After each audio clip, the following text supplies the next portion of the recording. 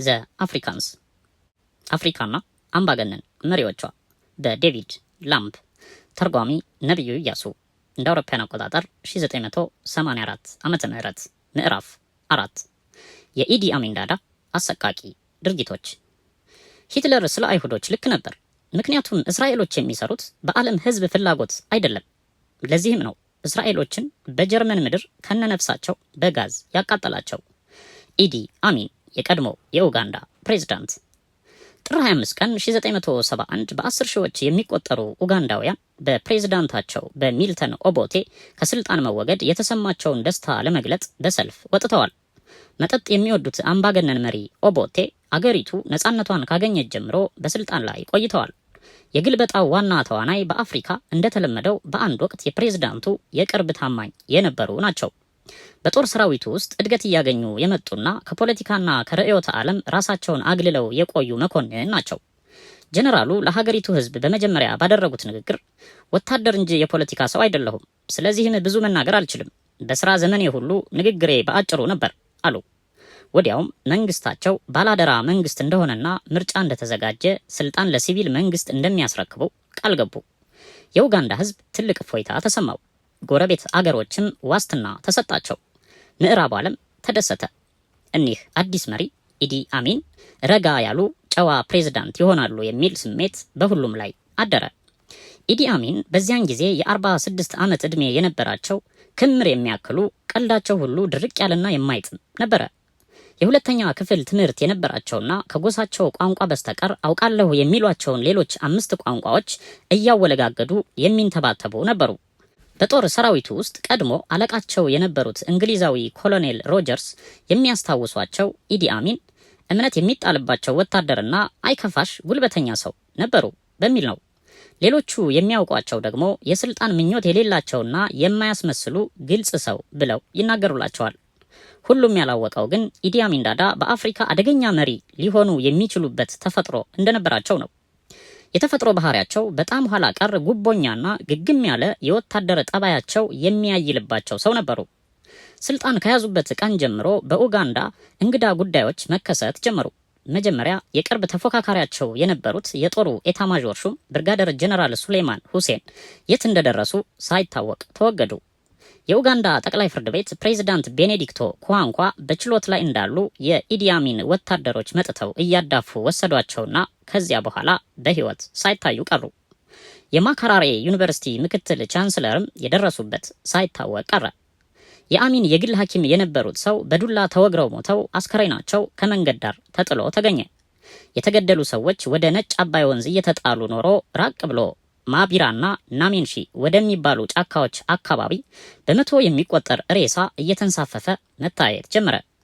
እስር ቤቶች በእስረኞች ሞሉና ማሰሪያ ቦታ ስለጠፋ እስረኞቹ ራሳቸው በተራ ተሰልፈው አንዱ ሌላውን በመዶሻ ቀጥቅጦ እንዲገድል እየታዘዘ ተጨፋጨፉና የመጨረሻው ሰው ሲቀር በጥይት ተገደለ። ኦቦቴን ይደግፉ የነበሩ የላንጎና የአኮሊ ጎሳዎች በሙሉ ታረዱ። በየማታው በኢዲ አሚን ፖሊስ ጣቢያዎች በድብደባ የሚገደሉ ሰዎች የጣር ድምፅ በአካባቢው የሚኖሩትን ሰዎች እንቅልፍ ነሳ፣ አሸበራቸው። በዚህ ሁኔታ የተቸገሩት የፈረንሳይ አምባሳደር አቤቱታ ቢያቀርቡም ሰሚ አላገኙም። ባለቤታቸውም ለብዙ ሌሊቶች በተከታታይ እንቅልፍ አጥተው መኖር ስላልቻሉ ወደ ፓሪስ ተመለሱ።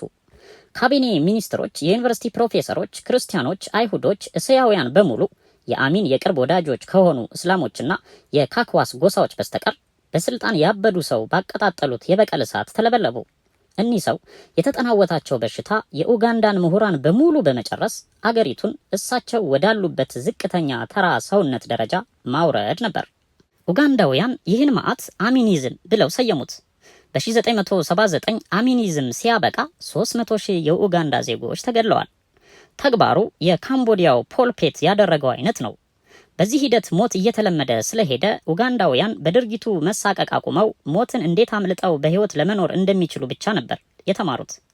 በኡጋንዳ የሚኖር አንድ ባለግሮሰሪ እንደነገረኝ ወንድምህ በፖሊሶች ተወሰደ ከተባለ እንዳለቀለትና እንደማይመለስ ታውቃለህ፣ ያሳዝናል ብለህ ለጥቂት ቀናት ታዝንና ስራን ትቀጥላለህ በማለት አጫወተኝ።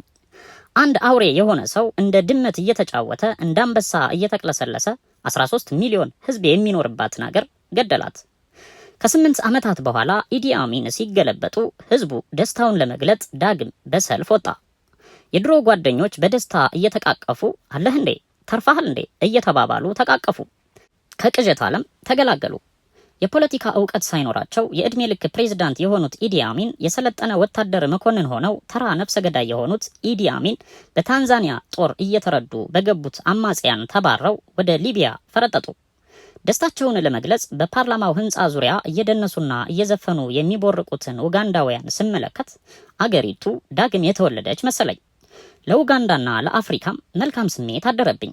አንድ አፍሪካዊት ሀገር የግል ምኞትንና የጎሳ ጥርጣሬን ወደ ጎን የመተው እድልና ለዚያም በቂ ምክንያት አግኝታ የትውልድ ቅርስን እንደገና ለመገንባት የምትችል ቢሆን ኖሮ ኡጋንዳ ይህን አጋጣሚ አገኘች። ሚያዝያ 11 ቀን 1979 ፀሐይዋ ደመናውን ጥላ ወጥታለች። ከፓርላማው ህንፃ ጥላ ስር አንድ አዛውንት ብቅ ብለው መነጽራቸውን አወለቁና የተሰበሰበው ህዝብ በኢዲ አሚን እጅ ለወደቁት የህሊና ጸሎት እንዲያደርግ በመጠየቅ አንገታቸውን ደፉ። ሁሉም ጸጥ በማለት የህሊና ጸሎት አደረሰ። ዮሴፍ ሉሌ የሽግግር ፕሬዝዳንት በመሆን ቃለ መሐላ ለመፈጸም እንደተዘጋጁ ህዝቡን በአይናቸው ቃኙና በቀስታ መናገር ጀመሩ። ድምጻቸው እየተርገበገበ አስፈሪው ጊዜ አልፏል አሉ።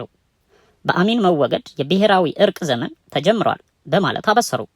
በስደት ይኖሩበት ከነበረው ከለንደን የመጡት ሉሌ ንግግራቸውን ጨርሰው ደረጃውን ሲወርዱ ህዝቡ በደስታ ሲቃ መጮህና መሳሳም ጀመረ። የታንዛኒያ ወታደሮችን ተሸክመው መቦረቅ ጀመሩ።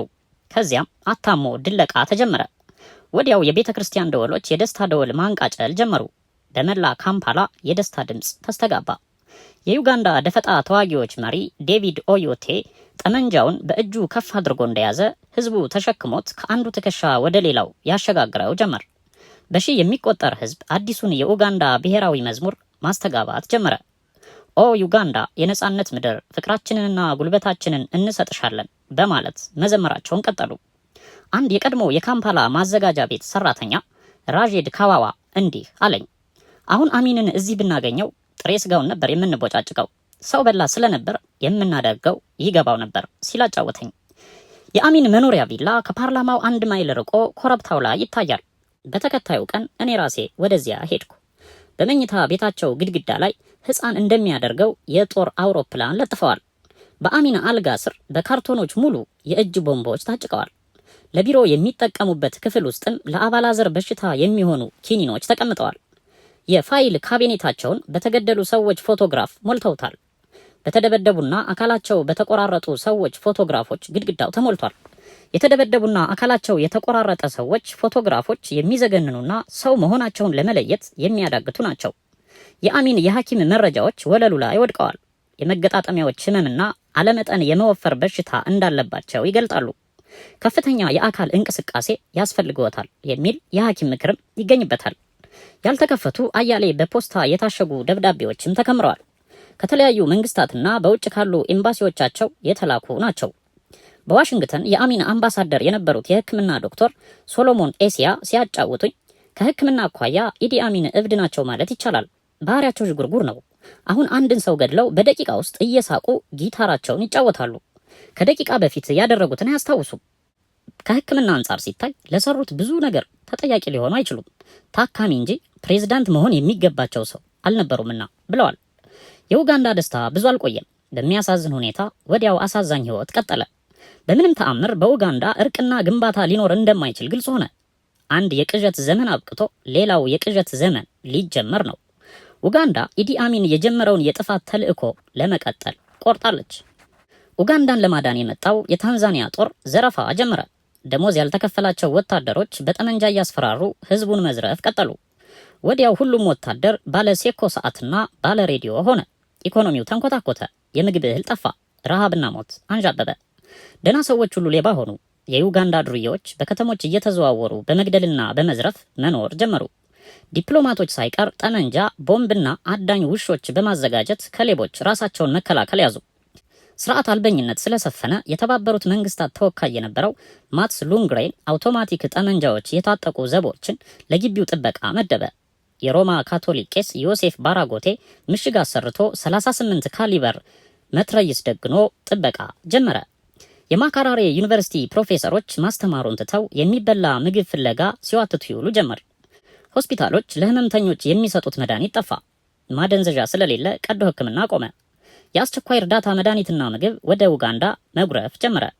ነገር ግን በመኪና ለማሰራጨት ሲንቀሳቀሱ ይዘረፉ ጀመር። በተለይ በሰሜን ኡጋንዳ ድርቅና ረሃብ የፈጃቸው ህፃናት በየቀኑ ስለሚጣሉ ጅቦቹ ወፈሩ። አድኖ መብላትም ሆነ በአንድ ሙታን ስጋ መጣላት አቆሙ። በሰሜን ያሉት ካራሞጆንግ የሚባሉት ጎሳዎች ሴቶች ልጆቻቸውን በከብት የመለወጥ ባህል ስላላቸው የተገኘውን ምግብ ሁሉ የሚሰጡት ለልጃገረዶቹ ሆነና ወንዶቹ በብዛት በረሃብ ያልቁ ጀመር። በሺ የሚቆጠሩ ኡጋንዳውያን ምሁራን ለፕሬዝዳንት ሉሌ ጥሪ ምላሽ በመስጠት በስደት ከሚኖሩባቸው የአሜሪካና የአውሮፓ ሀገሮች በመምጣት አገራቸውን ለመገንባት ተነሳሱ። ግን ስራው ከባድ ሆነባቸው። በመጨረሻም ችግሩ አሸነፋቸው። ህጋዊነት የማይታይበት ጫካ በቀል ስርዓት ኡጋንዳን እንደገና ጽልመት አጣለባት። የሀገር ጉዳይ ደበዘዘ። የግል ሩጫ ሰፈነ። ከውጭ የተመለሱት ምሁራንም ስልጣን በያዙ በጥቂት ሳምንታት ውስጥ ምዝበራ ጀመሩ። ለእርዳታ የመጣውን ገንዘብ ይከፋፈሉት ገቡ። ሁሉም ህዝባችን የሚሉትና የሚቆረቆሩለት የኡጋንዳ ህዝብ ሳይሆን የየጎሳቸው አባላት ብቻ እንደሆነ በተጨባጭ አሳዩ። ሁኔታዎች እየተሻሻሉ ነው የሚል አስተያየት ሲሰጡ የኡጋንዳ ኢኮኖሚ ተጠናከረ ማለታቸው ሳይሆን በውጭ የከፈቱት የባንክ ሂሳብ ማደጉን ለመጠቆም ሆነ። ኡጋንዳን ለማዳን እድል የነበራቸው ሉሌ ነበሩ። ታማኝና አዋቂ ከመሆናቸው ሌላ እድሜያቸው 67 ስለነበረ የስልጣን ጉጉት አልነበራቸውም። በዚህ ላይ በኡጋንዳ ከትልቁና የተሻለ ተብሎ ከተመረጠ ወይም ከተማረው ጎሳ ስለሆኑ የብዙሃኑ ተቀባይነት ነበራቸው። ሰብአዊነት ያላቸው ከሚሆኑ ይልቅ አምባገነን ቢሆኑ ኖሮ ምናልባት ይሳካላቸው ነበር። ነገር ግን ሉሌ በኡጋንዳ የታንዛኒያው ኒሬሬ የሚፈልጉትን ብቻ እንዲያከናውኑ ታዘዙ። ሉሌ ካፒታሊስታዊ ጎዳና ለመከተልና ነፃ ሆነው ለአገራቸው የሚበጀውን መናገር ሲጀምሩ ኒሬሬ ከካምፓላ አስጠርተው ዳሬ ሰላም ውስጥ ቤት አዘግተውባቸው ያለ ስልክ በቁም እስር አስቀመጡና ኡጋንዳ አዲስ ፕሬዝዳንት እንደምትሰይም አስታወቁ። አዲሱ ፕሬዝዳንት ጎድፍሬድ ቢኒሳ ይባላሉ። የህግ ጠበቃ ሆነው በኒውዮርክ የኖሩና ከጥቂት የፍች ክርክሮች በስተቀር ሌላ ኬዝ ያላስተናገዱ ነበሩ። ወደ ኡጋንዳ የተመለሱ ሰሞን የውጭ ጋዜጠኞች አነጋግረዋቸው ነበር።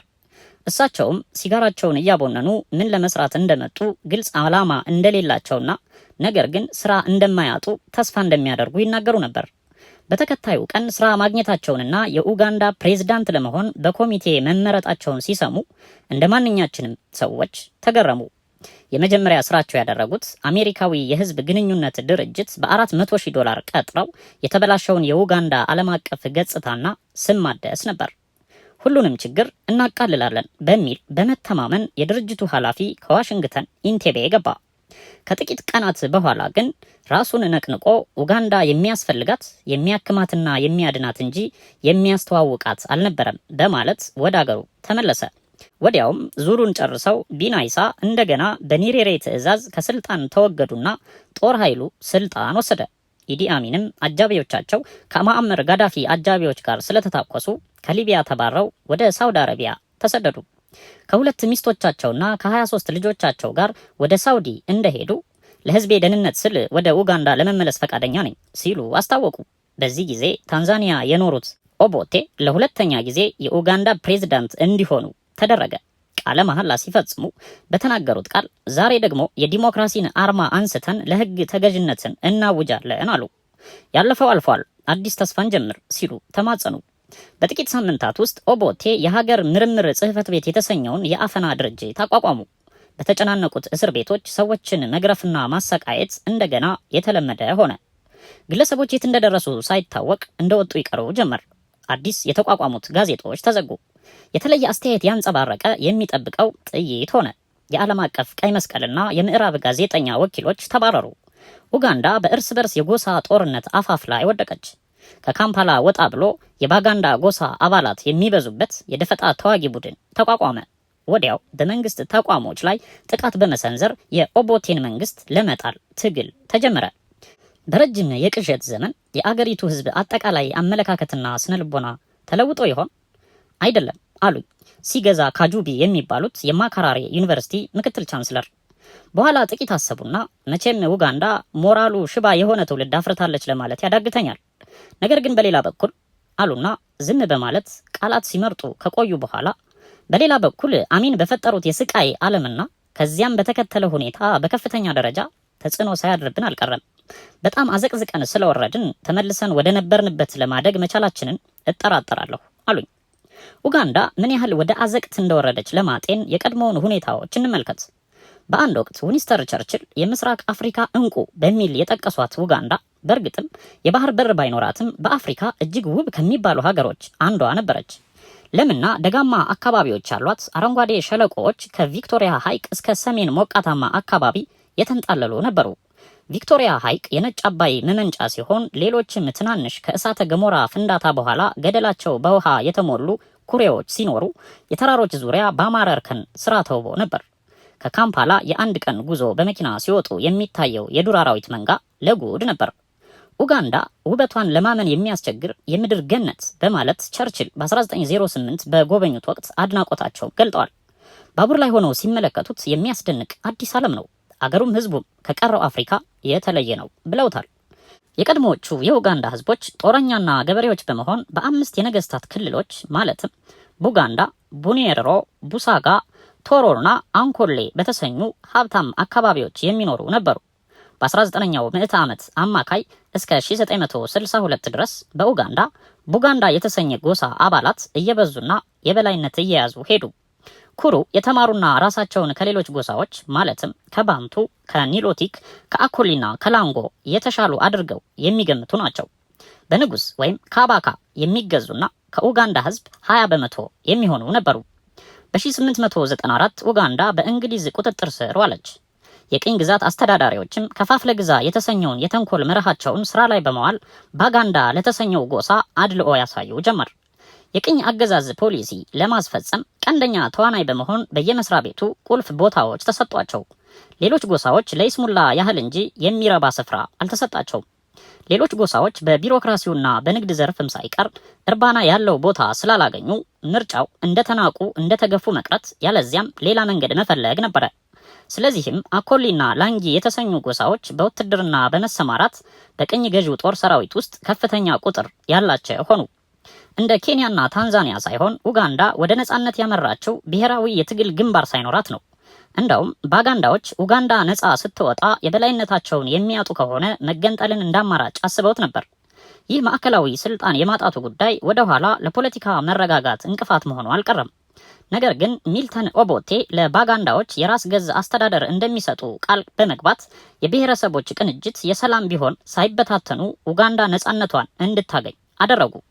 ኦቦቴ የላንጎ ጎሳ ተወላጅ ሲሆኑ የመጀመሪያው ጠቅላይ ሚኒስትር በመሆንና የባጋንዳውን ንጉስ ፕሬዝዳንት በማድረግ ስልጣን ተካፈሉ። ኡጋንዳ ነጻ ስትወጣ በዚያ የቀሩ ነጮች 8800 ያህል ብቻ የነበሩ ሲሆን እነሱም የቴክኒክ ሰዎች፣ አስተዳዳሪዎችና ሌሎች ሙያተኞች ብቻ ነበሩ። ለዚያውም ከ3 እና 4 ዓመታት በኋላ ኮንትራታቸውን እየጨረሱ የሚመለሱ ነበሩ።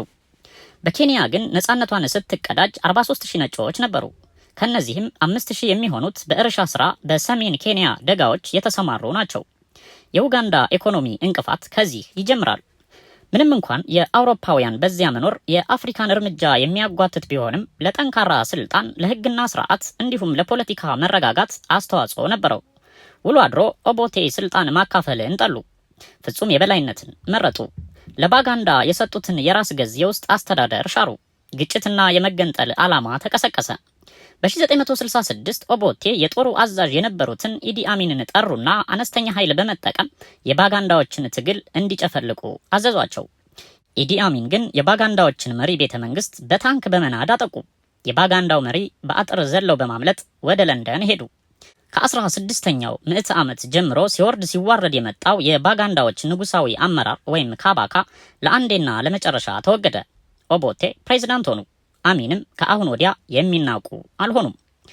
የጎሳ ግጭት፣ የኦቦቴ አቅጣጫውን የሳት አመራር፣ የማዕድናት አለመኖር ቢያኮስሳትም ኡጋንዳ ሌሎች የምትኮራባቸው ተቋሞች ነበሯት። ማካራሬ ዩኒቨርሲቲ የሚደነቅና የአፍሪካ ሃርቫርድ እየተባለ የሚጠቀስ ነበር። በግብርና ላይ የተመሰረተው የአገሪቱ ኢኮኖሚ በ70 ሺህ እስያውያን ገበሬዎች እየታገዘ ጤናማ እድገት ያሳይ ነበር። የቱሪስት ኢንዱስትሪው እየተስፋፋ ነበር። የጤና አገልግሎቱ በ3ኛው ዓለም አሉ ከሚባሉት አንዱ ነበር። 48 ሆስፒታሎች፣ በመቶ የሚቆጠሩ ጤና ጣቢያዎችና ዘመናዊ የሆኑ የስነ አእምሮ ሕክምና መስጫዎች ነበሩ። ዓለም አቀፍ ታዋቂነት የነበረው የትሮፒካል መድኃኒት ኢንስቲትዩትና በጥቁር አፍሪካ አንደኛ ደረጃ የሚሰጠው ሙላጎ ሆስፒታል በካምፓላ ከፍተኛ አገልግሎት ይሰጡ ነበር። ምቹ ሆቴሎች፣ የአደን ስፍራዎች፣ መዝናኛና 1000 ማይልስ አስፋልት መንገድ፣ የባቡር መስመሮች ወደ ተለያዩ የአገሪቱ ማዕዘናት የተዘረጉ ከመሆኑ ሌላ እስከ ኬንያ የወደብ ከተማ ሞምባሳ 600 ማይልስ የተገናኘ ነበር። የተሻለ እና የሰለጠነው የባጋንዳ ህዝብም እድገቷን ለማፋጠን ሊያግዝ የሚችል ነበር። ለኡጋንዳ ጥፋት በኃላፊነት የሚጠየቁት ኢዲ አሚን ዳዳ በ1925 ከደሃ ገበሬ ቤተሰብ ተወለዱ። ኢዲ አሚን የእስልምና ሃይማኖት ተከታይና ኋላ ቀር የሆነው ካኳ የተሰኘ ጦረኛ ጎሳ ተወላጅ ናቸው። ኢዲ አሚን እንደተወለዱ ወላጆቻቸው ስለተፋቱ ከእናታቸው ጋር እንዲያድጉ ሆነ። ከዚህ የህፃንነት እድሜያቸው ብዙውን ጊዜ ያሳለፉት እናታቸው ያገለግሉበት በነበረው የወታደር ካምፕ ነው። በ1946 ኢዲ አሚን በወጥ ቤት ረዳትነት በእንግሊዞች ጦር ካምፕ ውስጥ ተቀጠሩ። እንግሊዞች የእሳቸውን ጎሳ እንደማይወዱ በመገንዘብ አሚን ያስመዘገቡት የአኮሊ ጎሳ ተወላጅ ነኝ በሚል ነው። አሚን በደረታቸው ላይ ስላሉት ሜዳሊያዎች ጉራ ለመንፋት እንደሚቀባጥሩት አይደለም። በህንድና በበርማ አልተዋጉም። ይሁን እንጂ በማንኛውም መለኪያ ታዛዥና ደፋር ጠንካራ ወታደር ነበሩ። በ1950 በኬንያ የማኦ ማኦ ንቅናቄን ለማዳከም ጥሩ ተዋግተዋል። የ100 እልቅና ያገኙትም ያን ጊዜ ነበር። አንድ እንግሊዛዊ የጦር አዛዥ ሲገልጡ አሚን አስተሳሰባቸው ደካማ ቢሆንም ጥሩ ወታደር ናቸው ብለዋል። በ1962 ኡጋንዳ ነፃ ስትወጣ አሚን በኋላ የታወቁበትን ጨካኝነታቸውን የሚፈነጥቅ ተግባር አከናወኑ። የአንድ ባታሊዮን አዛዥ በመሆን በኬንያ ቱርካና ጎሳና በኡጋንዳ ካራሞጆንግ ጎሳ መካከል የተነሳውን ግጭት እንዲያስቆሙ ታዘዙ። ተልዕኳቸውን በቅጽበት ፈጸሙ። ነገር ግን ከወር በኋላ የኢዲ አሚን ጦር ባለፈበት አካባቢ የታየው የሚዘገንን ነበር። በደንብ ያልተቀበሩ ብዙ አስከሬኖች ተገኙ። ብዙ ነዋሪዎች ተደብድበው ሞተዋል። ከነ ህይወታቸው የተቀበሩ እንደነበሩም ተረጋገጠ። የኬንያ ጠረፍ አውራጃ የቱርካና ምክትል ገዢ ኢዲ አሚን የሚባል ወታደር አንድ መንደር ህዝብ ስለጨፈጨፈ ለፍርድ ይቅረብ በማለት ያስተላለፈው ሪፖርትም ነበረ። ነገር ግን በፕሬዝዳንት ኦቦቴ ጥያቄ ክሱ ቀረላቸው። ኦቦቴ ሶሻሊዝምን አፍቃሪ ሰው ነበሩ። እንዳውም በአሜሪካ ስለ ህግ ለመማር እድል ተሰጥቷቸው ቅኝ ገዢዎች ለኡጋንዳ የአሜሪካን ህግ መማር አይጠቅማቸውም ብለው መውጫ ቪዛ ስለከለከሏቸው ቀርተዋል። በጥር 1971 ኦቦቴ በጋራ ንብረት ሀገሮች ስብሰባ ለመገኘት ወደ ሲንጋፖር ሄዱ። ከመነሳታቸው በፊት ግን አንድ ስህተት ፈጸሙ። ኢዲ አሚንና የመከላከያ ሚኒስተር የነበሩትን ፌሊክስ ኦናማ ስለ ባከነ የ$4 ሚሊዮን የጦሩ ገንዘብና መሳሪያ በጽሁፍ ሪፖርት እንዲያቀርቡ አዘው ነበር የተጓዙት። ይህ ጥያቄ የማይቀረውን መፈንቅለ መንግስት አፋጠነውና ጥር 25 1971 አሚንና ጓደኞቻቸው ስልጣን ነጠቁ። በውጤቱም ለ12 ዓመት ልጆች ቦምብ ሰጥቶ የሀገር መሪ ሆናችኋል እንደማለት ነበር። አሚን ስልጣን እንደያዙ ኡጋንዳን ከጃፓን የበለጠች ሀብታም እንደሚያደርጉ ጉራ አነፉ። በ1974 ዓመተ ምህረት ከ5ቱ ሚስቶቻቸው 3ቱን ፈቱ። የአንደኛዋ የተቆራረጠ አካል አንድ መኪና ላይ ታየ። መልከ መልካም የነበረች የውጭ ጉዳይ ሚኒስትራቸውን ኤልሳቤት ባጋያ ከስልጣን በማባረር በፓሪስ አውሮፕላን ጣቢያ ሽንት ቤት ውስጥ ወሲብ ስለፈጸመች መሆኑን ገለጡ። የኔ ችግር ይላሉ አሚን ከጊዜ በ50ና በ100 ዓመት ቀድሜ የሚገኝ የላቅ አስተሳሰብ ያለኝ መሆኔ ነው። ስለዚህም ለለውጥ ፈጣን ስለሆንኩ ብዙ ሚኒስትሮች ከለውጡ ባቡር እየተንጠባጠቡ በየመንገዱ መውደቃቸው ግድ ሆነ ብለዋል። በአንድ ወቅት ደግሞ ማካራሪ ዩኒቨርሲቲ ሄደው ለተማሪዎች ባደረጉት ንግግር ጥቂት ወቀሳዎች አሉኝ። ህዝብን ስለ መሰረተ ጤና የማስተማር ኃላፊነት ስላለባችሁ ንጽህናችሁን መጠበቅ ይገባችኋል። በዩኒቨርሲቲ ውስጥ ከፍተኛ የአባላዘር በሽታ እንዳለ ደርሼበታለሁ። ስትታመሙ ሐኪም ቤት ሄዳችሁ ራሳችሁን ማዳን ካልቻላችሁ ሌላውንም ትበክላላችሁ። እወዳችኋለሁ። ስለዚህም በጨብጥ በሽታ እንድትጠቁ አልፈልግም በማለት ነቀፉ። ሎርድ ስኖደን ከልዕልት ማርጋሬት ጋር መፋታታቸውን እንደሰሙ ኢዲ አሚን ለሰውየው በላኩት ደብዳቤ በከፍተኛ ደረጃ ላይ ያሉ ሴቶችን ከማግባት እንድንጠነቀቅ ለእኛ ለወንዶች የእርስዎ ልምድ ትምህርት ይሰጠናል የሚል ይገኝበታል። ዓለም ተሳለቀ። ሌሎች አፍሪካውያን አደነቁ። ኡጋንዳውያን ግን በየቀኑ በ100ና በ150 እየሞቱ ነበር። ከሚኒስትርነት ወደ ገበሬነት የመባረር እድል በሁሉም ባለስልጣን ላይ የሚያንዣብብ ነበር። ምሁር መሆን ወይም ዝነኛ መሆን ለሞት ለመታጨት በቂ ምልክት ነበር። የማህበር ስብሰባ፣ የቤተ ዘመድ ስብሰባ የመሰሉትን ከማካሄድ መቆጠብ የሚሻል ነበር። የአሚን ሰላዮች በየሰፈሩ፣ በየመስሪያ ቤቱ፣ በየሱቁ፣ በየሆቴሉ፣ በየትምህርት ቤቱና በየታክሲው ውስጥ ስለተመደቡ በህይወት ለመቆየት አፍን መዝጋት ግድ ነበር። የሁለት ልጆች እናት የሆነችው ጁዲት ሁሙልዶን አንድ ቀን እንዲህ አለችኝ። አንዳንድ ጊዜ ባለቤቴና እኔ አልጋችን ውስጥ ሆነን በኡጋንዳ ስለሚካሄደው ጭፍጨፋ ቀስ ብለን እንወያያለን። በልጆቻችን ፊት ግን ስሜታችንንም ሆነ የአሚንን ስም ጠርተን አናውቅም። ትምህርት ቤት ውስጥ ሳት ብሏቸው ቢናገሩ በራችንን መጥቶ የሚያንኳኳ ይኖራል። ያ ማንኳኳት ማለት የሞት ጥሪ ማለት ነው ብላኛለች። አንድ ሰላይ እንደሚከተለው ያሰፈረውን የሚስጥር ሪፖርት ኢዲ አሚን ቤት ባገኘሁት አንድ ዶክመንት ውስጥ ተመለከትኩ። ይህ ሰው በቅርብ የማውቀው ስለሆነ ራሴ እርምጃ ልወስድበት አልችልም። እርምጃ መወሰድ ካለበት እኔ መጠቆሜ ሳይታወቅ መሆን ይገባዋል ይላል። አንድ የህግ ጠበቃ ሲያወጋኝ ወደ ስራ የሚሄደው በካናቴራ እንደነበረና ይህን የሚያደርገውም ሀብታም መስሎ በመታየት የአሚንን ተከታዮች አይን ላለመሳብ እንደሆነ ገለጠልኝ። ሌላም ነጋዴ በተመሳሳይ ምክንያት መርቸዲስ መኪናውን እርግፍ አድርጎ ትቶ በብስክሌት ለስራ ይዘዋወር እንደነበር አጫወተኝ። የዩኒቨርሲቲ ተማሪዎች ስራ ለመቀጠር ቃለ መጠይቅ ሲቀርብላቸው ከሁለተኛ ደረጃ ትምህርት ቤት ወድቀው እንደወጡ አስመስለው ይናገሩ ነበር። ምክንያቱም ኢዲ አሚን የተማሩ ሰዎችን በሙሉ ለማጥፋት ፍላጎት እንዳላቸው ስለሚታወቅ ነው። የዓለም ጋዜጦች ቢግ ዳዲ እያሉ የሚጠሯቸው አሚን የሚቃወሟቸውን ሁሉ ብቻ ሳይሆን ገና ለገና ይቃወሙኝ ይሆናል ወይም እርምጃዬን አይደግፉም ብለው የሚገምቷቸውን ሰዎች ሁሉ እንደ ጉንዳን ከመጨፍለቅ አይመለሱም ነበር። ስለ ሀገር ፍቅር፣ ስለ ብሔራዊ ልማት፣ ስለ ሰብአዊ ክብርና መብት ጥሩን ሁሉ ይናገራሉ። በአፋቸው ለማስመሰል እንጂ ተግባራቸው ግን በተቃራኒው ነው። 70 ሺህ እስያውያንን ከኡጋንዳ በማባረር ከቤት ከንብረታቸው አፈናቀሏቸው። አውሮፓውያንን በተለይ እንግሊዞችን በዙፋን አስቀምጠው ተሸክሟቸው እንዲዞሩ በማድረግ እንደ አሻንጉሊት ተጫወቱባቸው። ታዲያ ይህን አድራጎታቸውን በአገራቸው ውስጥም ሆነ በአፍሪካ መሪዎች ውስጥ የሚያደንቁ ብዙዎች ነበሩ። ኡጋንዳ ግን ብዙ መስዋዕትነት ከፈለች። አሚን ራሳቸውን የፍልስፍና ዶክተር ብለው ሰየሙ። የማካራሬ ዩኒቨርሲቲ ቻንስለር ነኝ ሲሉ ራሳቸውን ሾሙ። ዩኒቨርሲቲው ግን በከፊል ብቻ ከመሀይምነት የተላቀቁ አላዋቂዎች መናኸሪያ ሆነ። ከ1976 እስከ 1979 የዩኒቨርሲቲው ቤተ መጻሕፍት አንድም ተጨማሪ መጽሐፍ አልገዛም፣ አላስመጣም። በሀገሪቱ የዋጋ ንረት 1000 በመቶ አሻቀበ። የደሞዝ ጭማሪ ግን በአሚን ዘመን ያደገው 54 በመቶ ብቻ ነበር። ኢዲ አሚን ከስልጣን ሲባረሩ ዝቅተኛው ደሞዝ በወር $34 ብቻ ነበረ። መንገዶች ፈራረሱ፣ ፋብሪካዎች ተዘጉ፣ የዱር አራዊት በወታደሮች እየተገደሉ ተመናመኑ። አውሬዎችን የሚገድሏቸው ለስጋቸውና ለዝሆን ጥርስ ሽያጭ ሲሉ ነው። ዝነኛው የካምፓላ ሙላጎ ሆስፒታል ተዳክሞ ሽንት ቤቶቹ ተበላሹ፣ የውሃ ቧንቧዎች ተሰባበሩ። የህሙማን መተኛዎች በበሽተኞች ብዛት ከልክ በላይ ተጨናንቀው የአይጦች፣ የበረሮዎች፣ የቅማል፣ የቁንጫና የትኋን መፈንጫ ሆኑ። እውቅ ሐኪሞች አገር ጥለው ኮበለሉ። በመቶ ሺህ የሚቆጠሩ ኡጋንዳውያን ተሰደዱ። የገጠር ክሊኒኮች ተዘጉ። የቱሪስት እንቅስቃሴ ነጠፈ። የካምፓላ ከተማ ከአውሮፕላን ላይ ሲመለከቱት የቀድሞ ህንፃዎችና በመንገዶች ግራና ቀኝ የተተከሉት ዛፎች ውበት ቢሰጡትም የውስጥ አገልግሎቱ ግን በብዙ ተጓድሏል። የብዙ ህንፃዎች አሳንሰሮች አይሰሩም። የመብራት አገልግሎት ስለተቋረጠ ነዋሪዎች ደረጃዎቹን የሚወጡት በክብሪት ብርሃን እየተጠቀሙ ነው። የውሃ ቧንቧዎች ስለተበላሹ ውሃ ከማጠራቀሚያው ወደ የክፍሉ በባልዲ ማጓጓዝ ነበረባቸው። ትልልቅ የነበሩ ሆቴሎች ከቡናና ዳቦ በስተቀር ለእንግዶች የሚያቀርቡት አልነበራቸውም። ቲያትር ቤቶች ስራ ቆሙ። በነጻነት አደባባይ የቆመው ትልቅ ሰዓት መስራት ካቆመ ዓመታት ተቆጠሩ። ሁሉም ነገር ቀጠለ። ቪክቶሪያ ሐይቅ አጠገብ ያለው ቤተ መንግስት ዳዋ ዋጠው። ሶፋዎቹ በሲጋራ ተነዳድለዋል። መጋረጃዎቹ ተወስደዋል። የቢራ ጠርሙሶች በበረንዳዎች ላይ ተዝረክርከዋል። የማብሰያ ቤቱ ወለል በዘይትና ቅባት ተጨማልቋል። የቤተ መንግስቱ ሳሎን ኮርኒስ በአሚን የደስታ ተኩስ በሽጉጥ ጥይት ተበሳስቷል።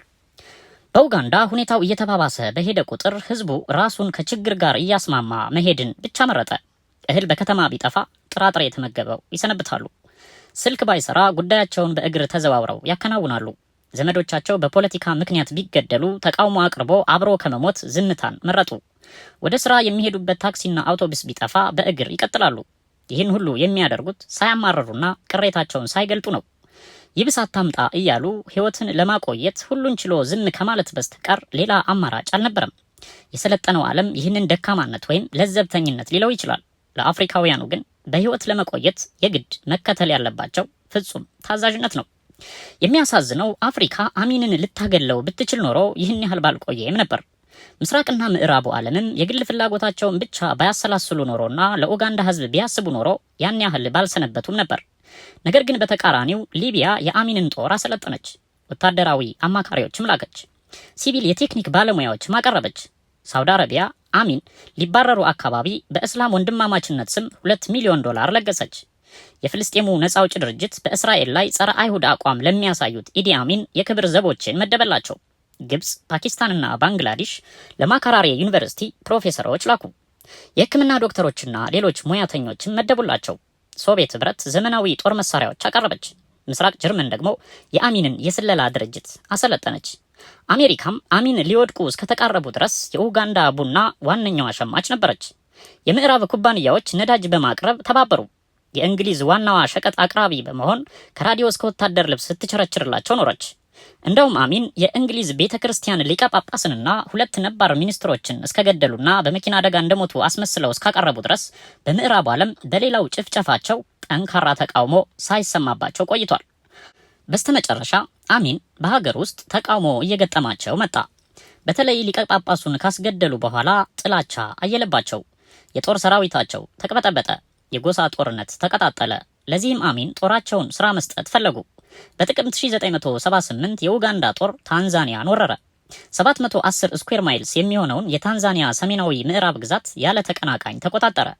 ኢዲ አሚንም ወረራውን በ25 ደቂቃ የተከናወነና የዓለምን ክብረ ወሰን የሰበረ ፈጣን በማለት ደነፉ። ጁሊየስ ኒሬሬ ኢዲ አሚንን ጭንቅላታቸው በቂጥኝ በሽታ ምክንያት የተበላሸ እባብ በማለት ነቀፉ። ወዲያው ጀነራሎቻቸውን ጠርተው ወረራውን እንዲያከሽፉ አዘዙ። በመጀመሪያው ቀን ታንዛኒያውያን በስህተት የራሳቸውን 3 የጦር አውሮፕላኖች ጣሉ። የመሳሪያ ክምችቱን ቦታ ማናቸውም ለማወቅ ስላልቻሉ ከሳምንት በኋላ ጦርነቱ ቆመ። ስለዚህም የመጀመሪያው ውጤት ጦርነት በዚህ መልክ መደረግ እንደሌለበት ጥናት የተካሄደበት ነበር ሊባል ይቻላል። አንድ የታንዛኒያ ብርጌድ ቆይ የሚለው ትዕዛዝ ስላልደረሰው ጉዞውን በመቀጠል ሰሜን ኡጋንዳ ለመግባት ሲጋልብ ሩዋንዳ ጫካ ውስጥ ገብቶ መመለሻው ጠፋው። ወደ ኡጋንዳ ለመሄድም ሆነ ወደ ታንዛኒያ ለመመለስ መንገዱ ጠፍቶበት ለቀናት ጫካ ለጫካ ሲባዝን ሰነበተ። ብዙዎቹ የታንዛኒያ የወታደር ተሽከርካሪዎች ተሰናከሉ።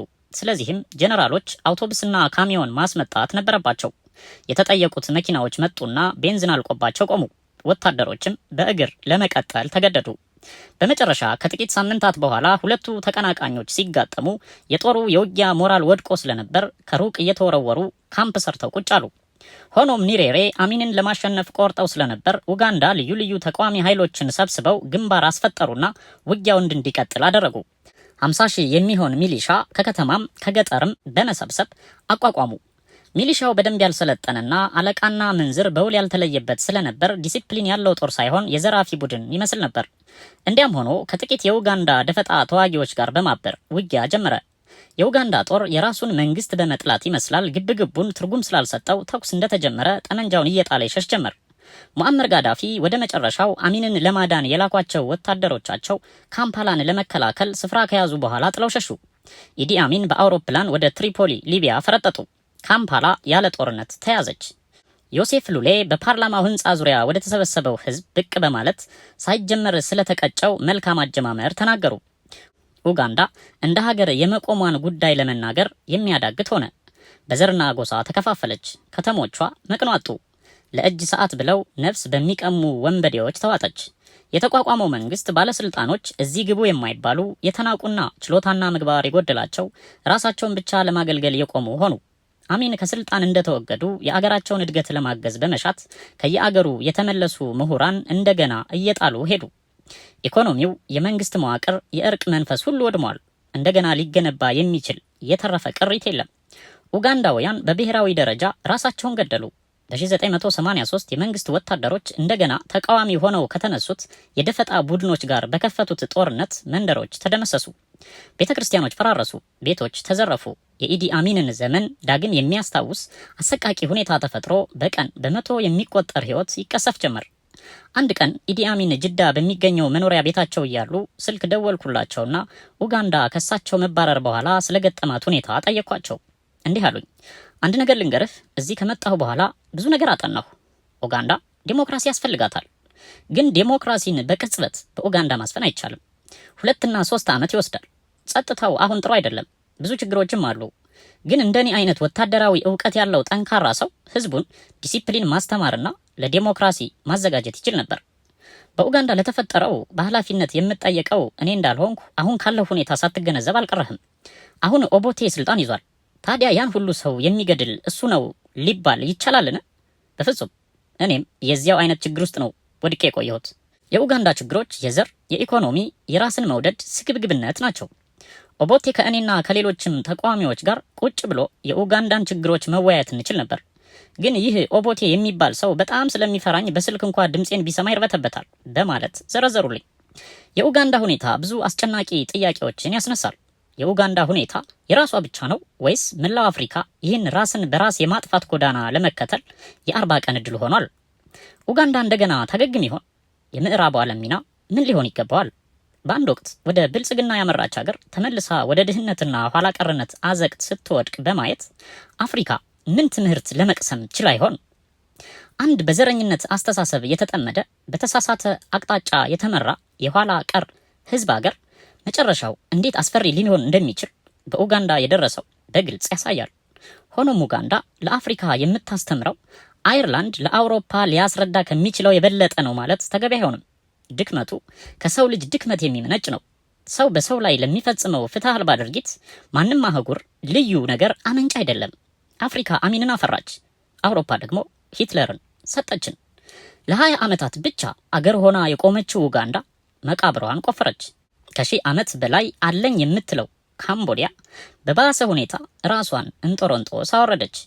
የኡጋንዳ ውድቀት ለአፍሪካ ብቻ ሳይሆን ለመላው የሰው ልጅ ትምህርት የሚሆን ነው። ለእርሻ ምቹ የሆነ የተፈጥሮ ሀብት ስላላት ኡጋንዳ በውጭ እርዳታ ሊያንሰራራ የሚችል የኢኮኖሚ መሰረት አላት። ይህ ብቻ እንኳን በአንድና ሁለት ትውልድ ኡጋንዳ እንደምንም ትርጉም ያለው ሀገር ሆና ልትቆም እንደምትችል ተስፋ ያሳድራል። ይህ ተሃድሶ ሊመጣ የሚችለው ግን አስከፊ መሪዎች ተወግደው ህዝቡ የወደፊት እድሉ ወሳኝ መሆን ሲችል ነው። በዚህ አቅጣጫ የመጀመሪያው እርምጃ የሰላም መከበር ነው። ትክክለኛና ነፃ ህዝባዊ ምርጫ ማካሄድ መቻል ነው። ህዝቡ ትጥቅ ፈትቶ የጎሳዎችን ሚዛን የጠበቀ ጦር ማደራጀት ሲቻል ነው። በእኩልነትና በነፃነት ሁሉም 13 ጎሳዎች በአገሪቱ የኢኮኖሚና የፖለቲካ ህይወት ተገቢ ቦታ እስካላገኙ ድረስ ኡጋንዳ የምትባል የእውነት ሀገር አትኖርም። ኡጋንዳ ይህ እድል በአንድ ወቅት አጋጥሟት ባትጠቀምበትም ሁለተኛው አጋጣሚ ብቅ ሊል ስለሚችል ምርጫው የራሷ ነው።